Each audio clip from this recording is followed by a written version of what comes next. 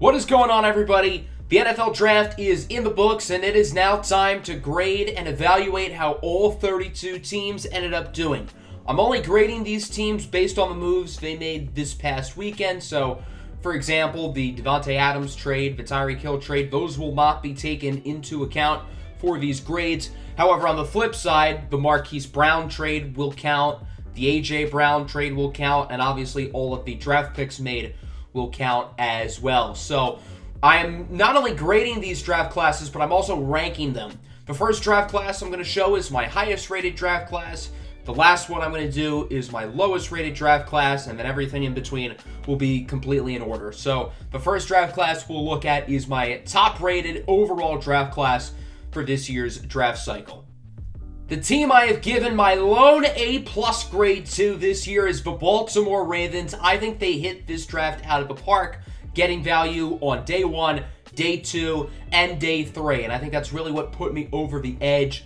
So I only give out one A+ grade every year. Since I've started doing these draft grades, on the bottom I listed which teams got my A+ grade, just for some context. 2016, I gave it to the Jaguars. That was the year they picked Jalen Ramsey, Myles Jack, and Yannick Ngakoue. Even though none of the players are on that roster anymore, I think I was pretty correct about that. 2017, I gave it to the Saints. I completely nailed that one. That was the year they got Lattimore, Kamara, Ramczyk, Marcus Williams. So I was completely right about that. My track record in recent years hasn't been as good. 2018, I gave it to the Broncos. That was a solid class. They picked Bradley Chubb, Courtland Sutton, but probably not A+ worthy. 2019, I gave it to the Bills. That was the year they got Ed Oliver, Dawson Knox, Cody Ford. Again, solid, but nothing spectacular. 2020 was the Baltimore Ravens. So this is the Ravens' second time getting an A+ for me. That was the year they got guys like Patrick Queen, Justin Madubuike, J.K. Dobbins, Devin Duvernay. And then last year, I gave it to the Chicago Bears with Justin Fields, Tevin Jenkins, etc. So, as I said, the Ravens have capitalized on value on all 3 days of the draft. I thought Kyle Hamilton at 14 was a solid pick. I don't think that was a wow pick, but I thought it was a good one. I really like the Marquise Brown trade. I don't think he's spectacular, so the fact that they were able to get a 1 out of him is really impressive, and then they moved down. They got more assets with selecting Tyler Linderbaum, the center out of Iowa. Again, I'm not as high on Linderbaum as others, but the value there was perfectly fine with me. And then day 2 and 3 is really where this team did well. David Ojabo at 45 is a total steal. He's a perfect fit here. And Travis Jones as well. I don't know why he was on the board at 76. I thought that was a fantastic pick as well. And then day 3, they had 6 fourth-rounders, and they made the most of them. Daniel Fa'alele, I'm not as high on him, but he's certainly a raw prospect who has a lot of upside. Jalen Armour-Davis, Charlie Kohler, Isaiah Likely, Tyler Beatty, all really good value selections. So I think the Ravens really capitalized each day, adding value. So that's really what put them over the edge of some of these other top draft classes to earn an A+ grade. Next on the list, we have the New York Jets picking up Sauce Gardner and Garrett Wilson with their 2 top 10 picks. No complaints there. Sauce was my 3rd overall player in the class. Garrett Wilson was 6th, and both of them were the number 1 players ranked at their respective positions for me. So I thought those were 2 really good pickups, and then moving back into the first round for Jermaine Johnson II. I was not as high on Johnson as others. I didn't really get the top 10 buzz, but at 26, that is very solid value for me. So I think the Jets killed it on day 1. Breece Hall in the 2nd round, I love that pick. I think he's going to be really fun in this offense. They did draft Michael Carter last year, but Carter's more of a receiving 3rd down back, so now you got your early down runner. I've said it in multiple mock drafts. Breece Hall is going to be the next Jonathan Taylor. I see a lot of parallels in their games, so I could really see a similar career trajectory for Breece Hall, and I imagine Jet fans would like that very much. Jeremy Ruckert at 101, very solid pick. Max Mitchell, the tackle from University of Louisiana at 112. I thought that was really solid value. I had him as a fringe top 50 guy for me. So overall, really good draft here for the New York Jets. I thought they did fantastic, and I really like what Joe Douglas is brewing there with the Jets. I think he's done a great job since he's been hired as their general manager.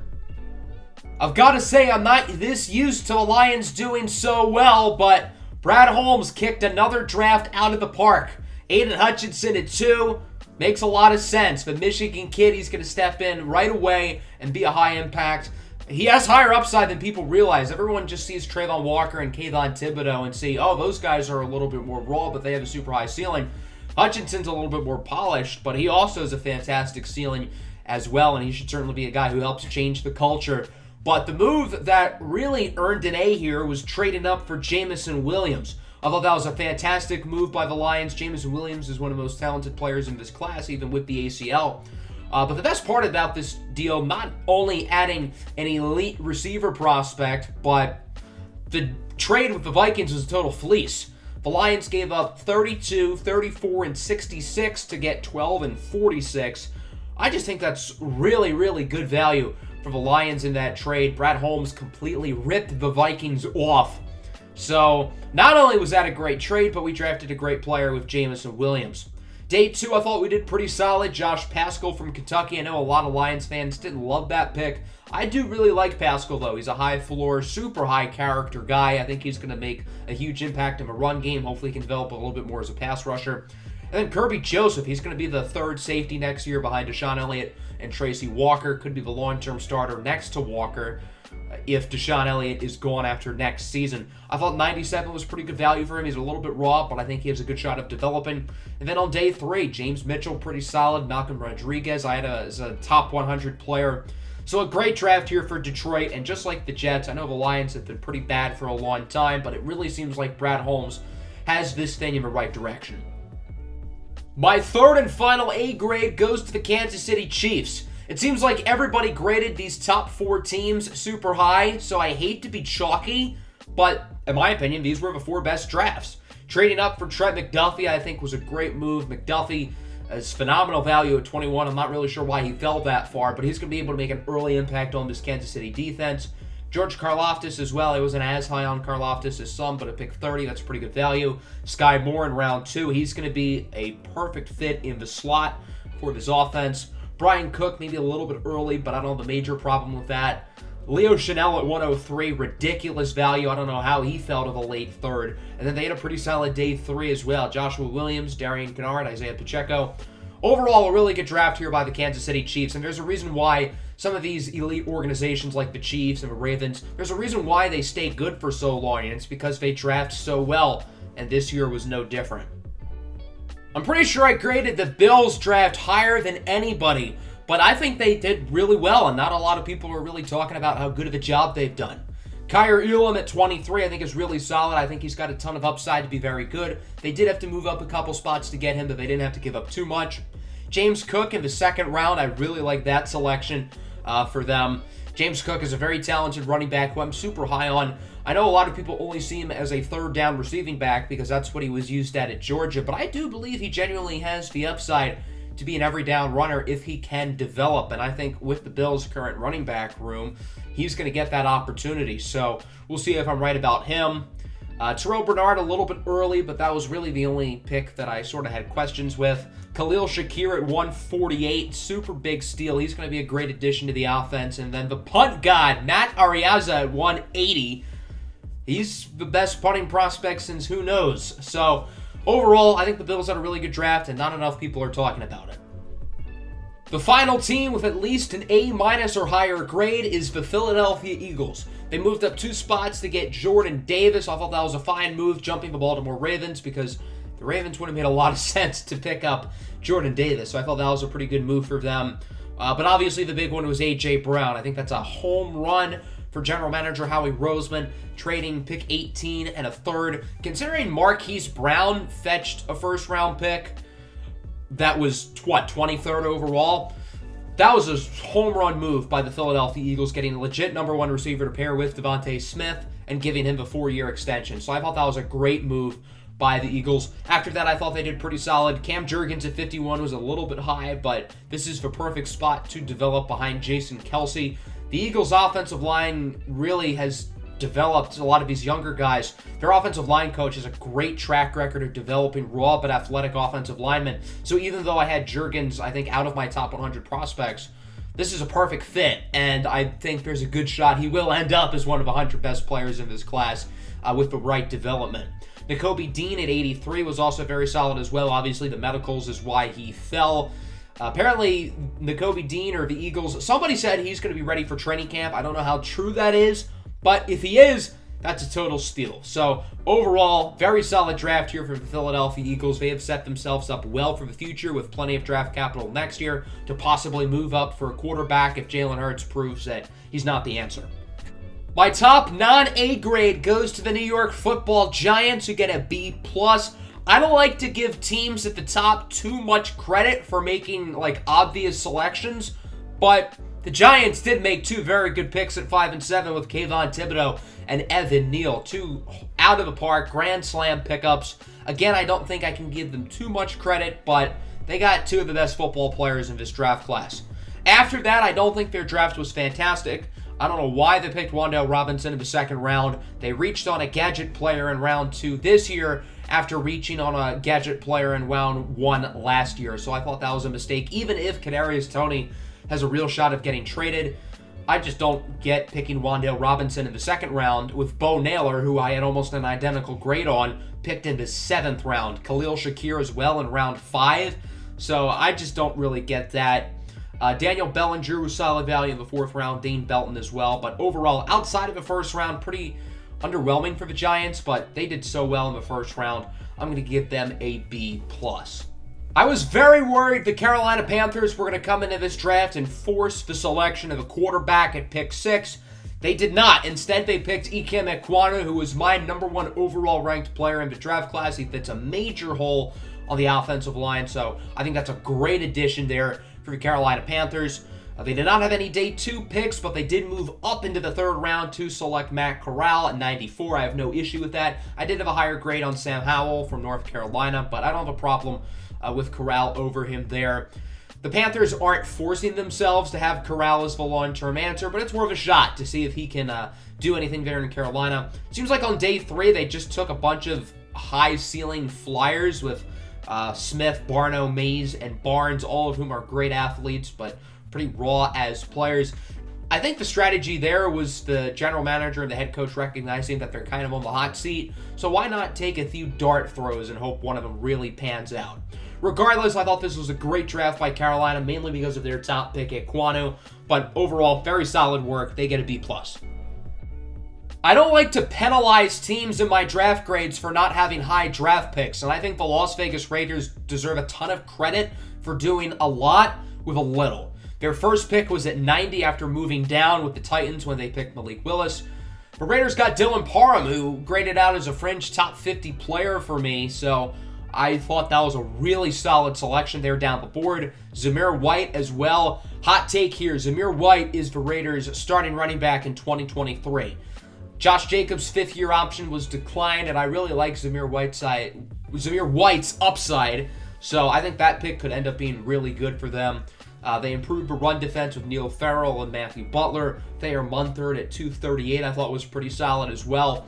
So overall, I think the Raiders had a pretty good draft. Even without any high draft picks, I thought they did pretty solid. Like Las Vegas, I think the Cleveland Browns deserve a ton of credit for being able to get a lot with not a lot of picks. They moved down in the 2nd. They picked Martin Emerson in the 3rd, pretty much right where I had him on my board, so I thought that was a solid value pick. Alex Wright is a guy I'm a lot higher on than most. I'm pretty sure this is around the range where I had Wright graded out as well, so I thought that was a solid pick. David Bell at 99, no problem there. Perrion Winfrey as well.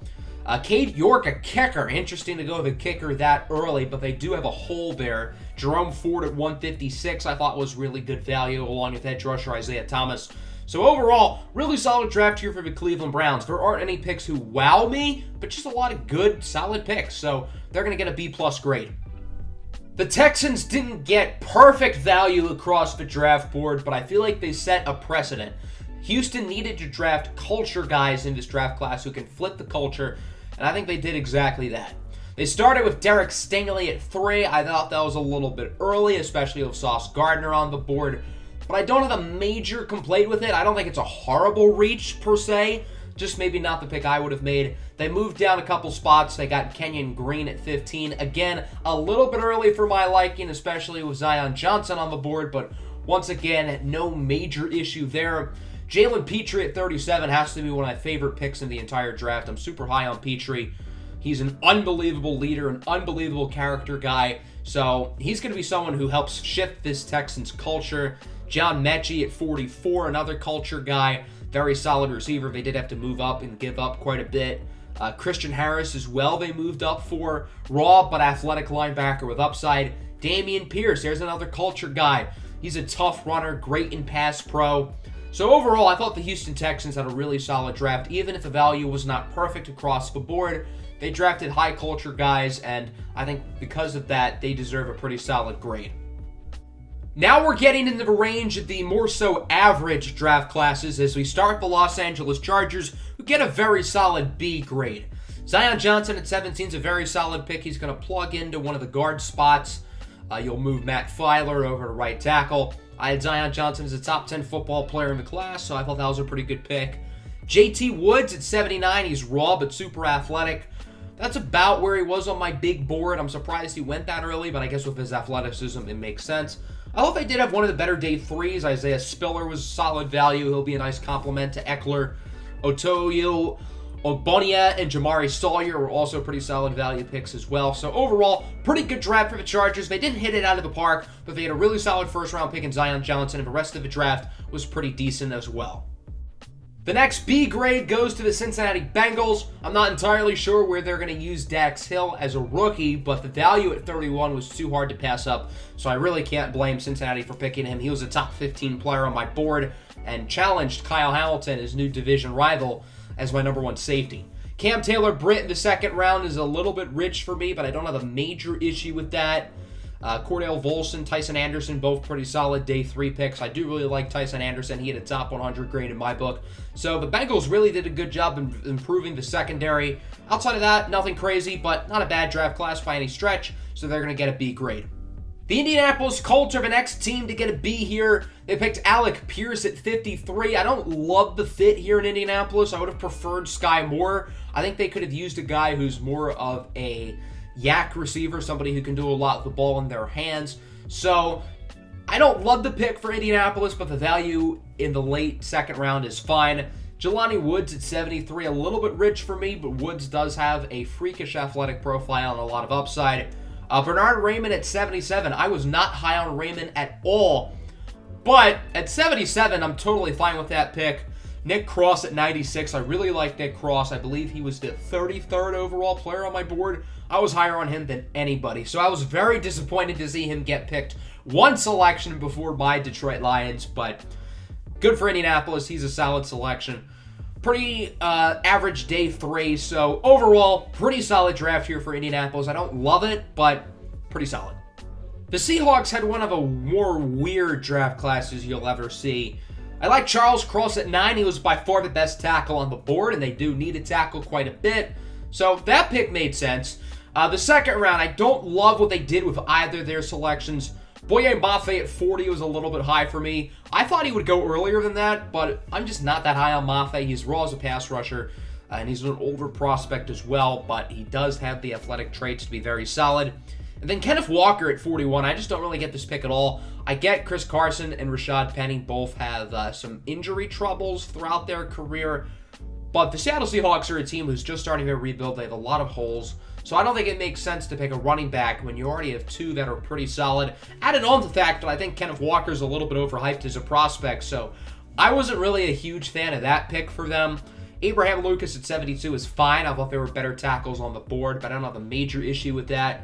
But they did have a really good day 3. Tariq Woolen was my highest graded day 3 prospect overall, so I thought that was a home run pick for them.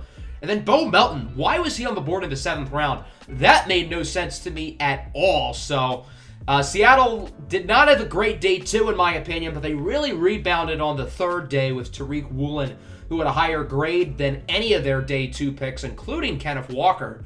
And Bo Melton as well, very solid too. So the Seahawks get a B. Not bad, but not great either. The Tennessee Titans get the award for probably the weirdest draft. I don't love what they did early. The A.J. Brown thing, yeah, I get you don't have all the money in the world, and I guess you had to trade him, but I just don't love how that ended, and I think you should have been willing to give him a little bit more because he is a legit number 1. But even with the trade, I thought they got okay value. I don't have a major gripe with them getting a 1 and a 3. Of course, they picked Treylon Burks at 18. He's going to slide right in as the A.J. Brown replacement. I'm not as high on Burks as others, so I don't love the pick here for the Tennessee Titans, but he was my second graded receiver on the board, just behind George Pickens. So I don't hate it, but I don't love it either. They had a questionable day 2. I thought they overdrafted with Roger McCreary and Nick Petit-Frere. So through those first few picks, I was really not liking what the Titans were doing, but they really rebounded after that. Maybe the pick of the entire draft was Malik Willis. He was my number 1 quarterback on the board. I've been saying for weeks the Titans should really consider getting a QB, and they did that with fantastic value, getting Willis in the late 3rd round. I think this is one of the better situations he could have gone to. He doesn't have to worry about playing as a rookie, and I feel like if he was a 1st-round pick, the team would have a little bit more pressure to put him in the game, but since he's a 3rd rounder, the team's not going to have a ton of pressure to bench Tannehill for him. So Malik Willis will get to sit the whole year. He'll get to develop. The Titans do have an out on Ryan Tannehill's contract after this upcoming season. So if Malik Willis' progression is good, who knows? Maybe he could be the starting quarterback in 2023. I thought they had one of the better day 3s as well. In my 7-round mock draft, I gave them Hassan Haskins because he's pretty much dollar store version of Derrick Henry. So I think that makes a lot of sense. Get somebody who can give Derrick Henry a breather. Derrick Henry did miss some games last year, so in the case that he does get injured again, someone like Hassan Haskins is a great fit. Chig Okonkwo as well, I really like. He's going to be a fun player in the NFL. And then Kyle Phillips at 163. I think Kyle Phillips is the Titans going to be their 3rd best receiver next year behind Robert Woods and Treylon Burks. So the Titans really started this draft rough, but they really rebounded down the stretch, so they're going to get a B-.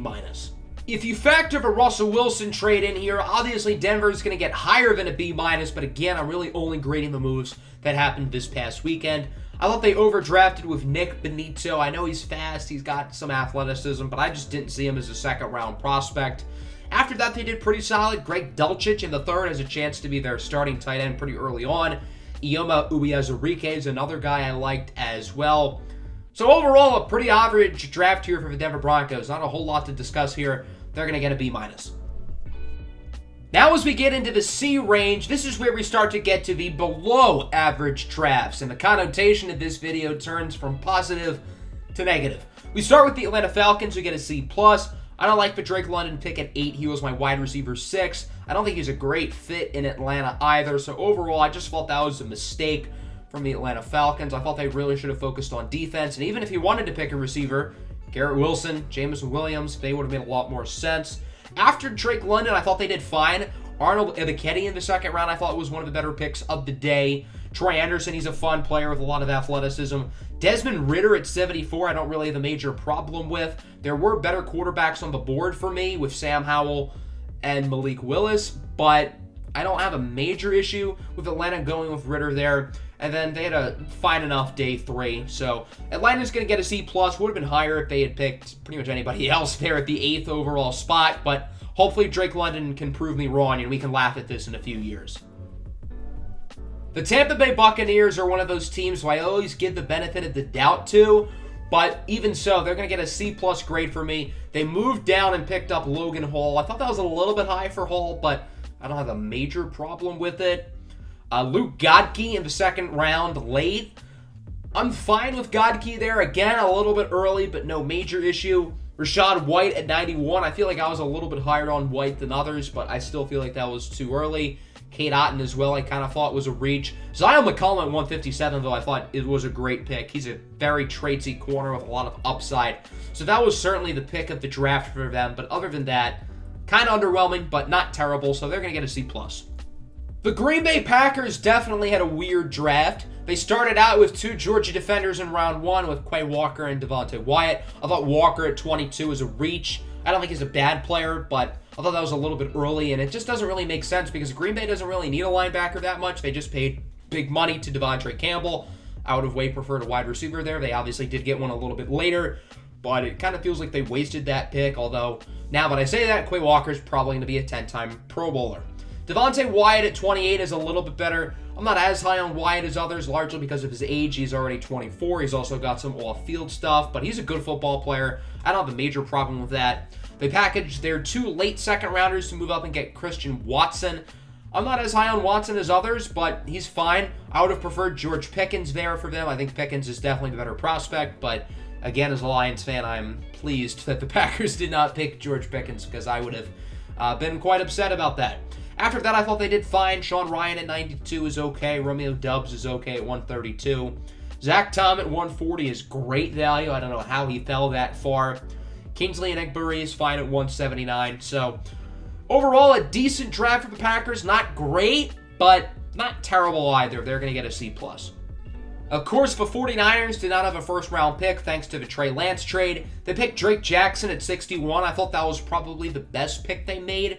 Drake Jackson's a little bit raw, but I think he's good value there at 61. He'll sort of replace the Arden Key role. Tyrion Davis-Price and Danny Gray I thought were a little bit overdrafted, but Kyle Shanahan cannot help himself when it comes to offensive skill position players. Then as we move to day 3, Spencer Burfield I thought was pretty good value. Tariq Castro-Fields at 221.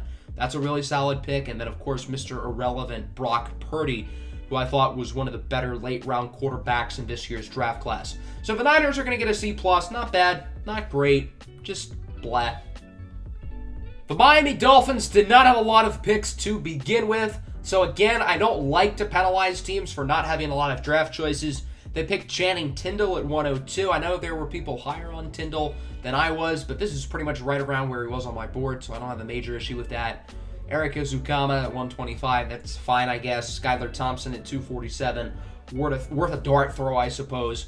So, pretty quiet draft for the Dolphins. They only had 4 picks. Not really a whole lot to talk about there other than the fact that Tyreek Hill is going to be very good there next season with Jalen Waddle. Chicago's draft was definitely one of the stranger ones in my opinion. They focused on the secondary with their top 2 picks, picking Kyler Gordon and Jaquan Brisker. I'm all for picking best player available, and I thought both of those picks were pretty solid when it comes to value and to an extent need. But I really feel like the Bears neglected the offensive side of the ball. They need to help out Justin Fields. George Pickens was available for both of those selections. So even though I think Kyler Gordon and Jaquan Brisker are both solid picks, I think there are better ways they could have used those selections. They did pick a wide receiver in round 3 with Velus Jones from Tennessee. Velus Jones is already 24 and a half years old. Added on to the fact I don't think he's all that good of a prospect. I thought that was a bad pick. And they had a pretty blah day 3. I do like their approach of trading down a ton on the 3rd day, just getting more dart throws of a dartboard. So I do like their process there. Maybe a C+ is harsh because their first 2 picks were pretty solid value, but I'm a little bit concerned about their offense next year.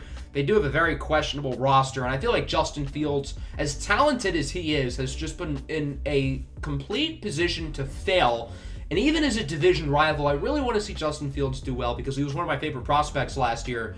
And I have a hard time thinking that this Chicago situation is really going to work out for him. Hopefully I'm wrong because I want to see Justin Fields be a good pro, but eek, that is not a good spot to be in with that receiving core and offensive line. Hail to the commies! The Washington Commanders have been trade back rumors for a while. They did it with New Orleans. I thought they got pretty good value, getting a 3 and a 4, I believe. They picked Jahan Dotson at 16, which is a fine pick. I don't think wide receiver is as big of a need as people are making it out to be. But I don't have a major issue with this selection. And adding 2 picks on top of it, I don't have a huge problem there. Fedarian Mathis at 47. I mean, he's a fine player, but I just don't really get it other than the fact that they have an obsession with Alabama defensive linemen. Speaking of Alabama players, they picked Brian Robinson at 98. I thought that was a good pick. They do need some power running because Antonio Gibson just doesn't really bring that. So Brian Robinson not only brings an element of tough running, but he's also a very good pass protector. Then day 3, I thought they did pretty solid. Percy Butler at 113 is pretty good. And then Sam Howell at 144.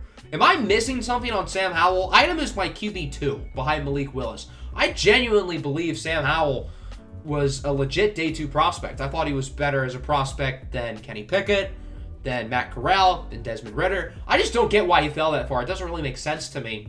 But Washington's a good landing spot because they have a question mark at quarterback, to put it nicely. So I have more confidence in Sam Howell going forward than Carson Wentz, to be honest. But again, I have really no idea why he fell that far.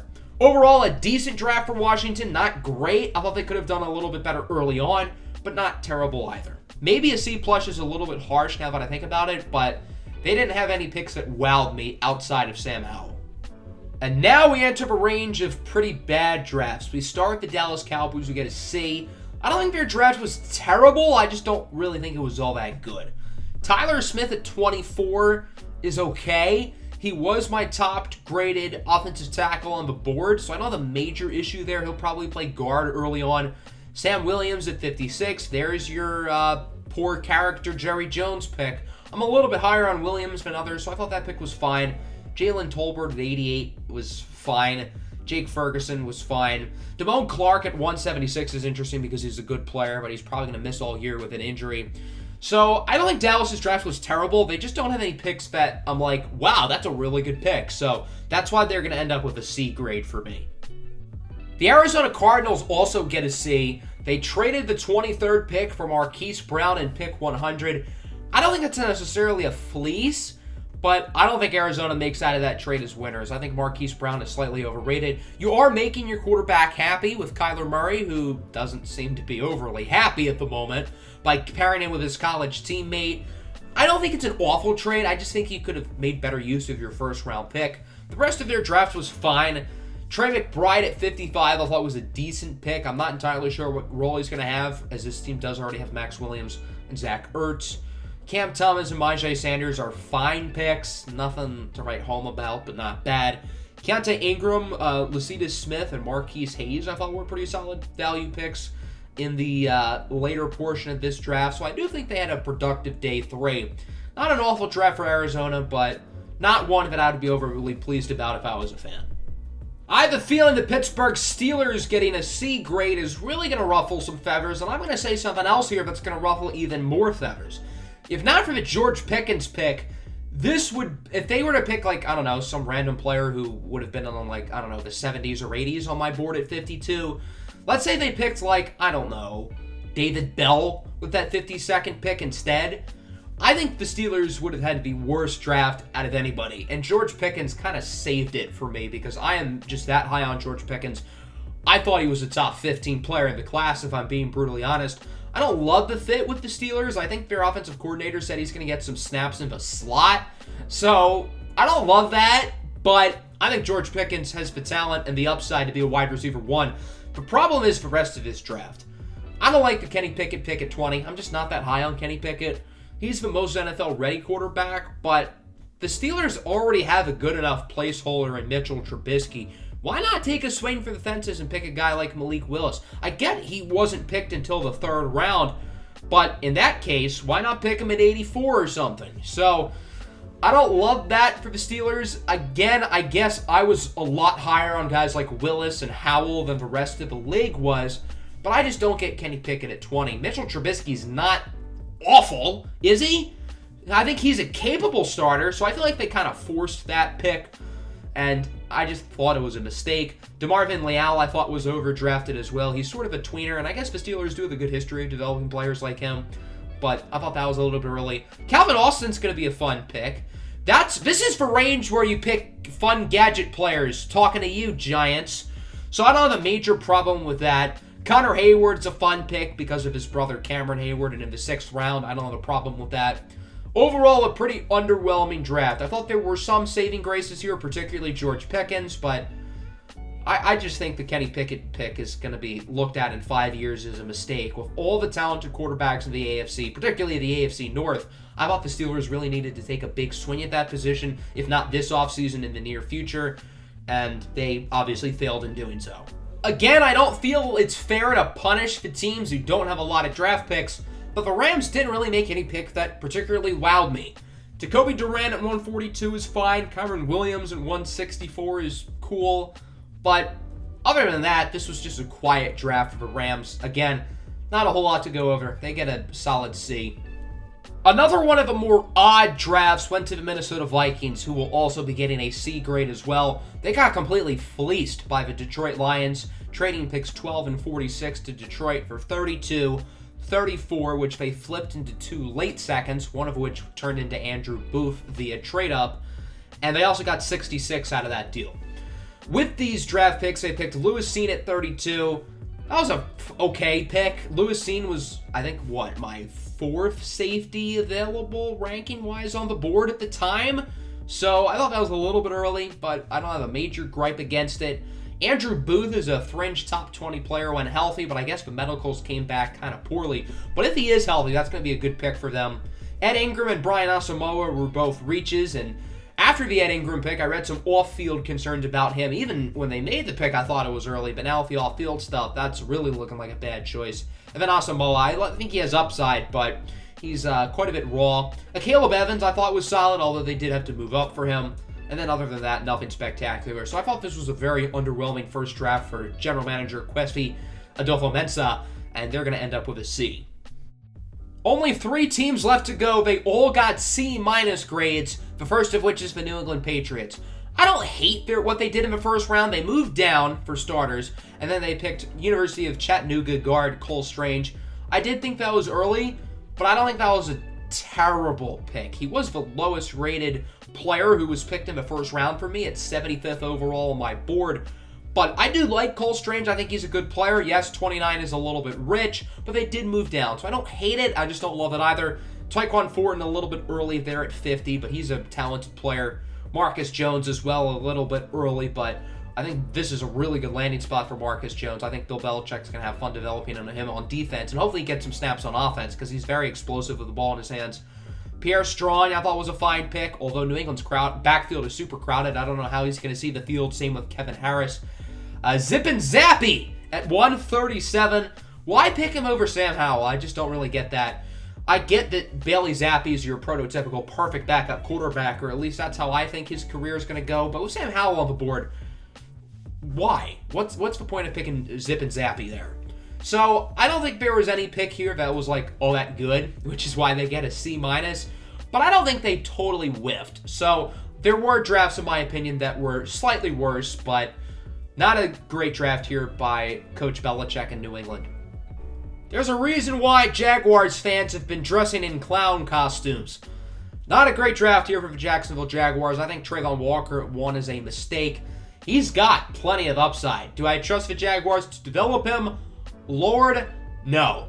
I don't think the ceiling on Aiden Hutchinson and Kayvon Thibodeau is really that much lower, which is why I've never understood Trayvon Walker going to number 1. I think that's a massive mistake. I do really like Devin Lloyd, though. I think he's one of the 10 best football players in this draft class, so I give the Jaguars credit there. But I feel like him and Chad Muma is kind of redundant. They paid big money to Foye Oluokun in the offseason, so I just don't feel like they needed to get both of those players. Both of those were solid value picks, but I don't love it. Luke Fortner at 65 is fine. Underwhelming day 3. So this is largely a poor grade because of a Trayvon Walker pick, but there wasn't anything else that they did that I loved. Again, I do really like Devin Lloyd, but the Muma pick makes him kind of redundant. So they're going to get a C-. Not a great draft by the Jaguars, but there is one team who, in my opinion, had a worse draft. The only team, in my opinion, who had a worse draft than the Jacksonville Jaguars is the New Orleans Saints. And I think people are going to be surprised that I have the Saints at dead last. I will say this. I think most years, there's usually a draft class that's worse than this. This draft class doesn't make me puke, but I don't think the Saints made, any good moves this weekend. I think the Chris Olave pick is good in a vacuum, but why move up for him? If they had stayed at 16 and picked him, I would have no problem with that. I really like Chris Olave in New Orleans. They need somebody who can contribute right away. They've had horrible wide receiver play the past 2 years. So I have no problem with Chris Olave. I think he's really good, but I find it pointless to move up for him. I understand they thought he would have been off the board by 16, but I just don't think he's a player worth moving up for, especially with Jameson Williams also still on the board. I think passing on him is a mistake too. But the cold reality here is I thought Olave was the best pick they made. Trevor Penning at 19 is one of the bigger reaches in round 1. I'm just not high on Penning. I know this is right around the range where people expected him to go. I just don't see him as a first-round pick. Alontae Taylor at 49 I thought was a little bit too early, and they only had 2 day 3 picks. Nothing overly special there. So there wasn't one individual move that the Saints made that I thought, God, this is terrible. What the hell are they doing? But I don't think they made any good moves either. Again, I like Chris Olave. I think he's a good fit here, and I think he's a good pick in a vacuum. But with the context of the trade up, I just don't think New Orleans had a very good weekend, and the Saints are going to run out of luck sometime with this cap situation. Who knows when that'll be. But I hope everybody enjoyed the video. That'll wrap up my draft grades. That'll also wrap up my 2022 NFL draft content. I appreciate all of you for being here during this draft cycle. It's been a lot of fun. I can't wait to see how all these players do at the next level. And we'll look at this in 3 years, and there's going to be stuff I get wrong.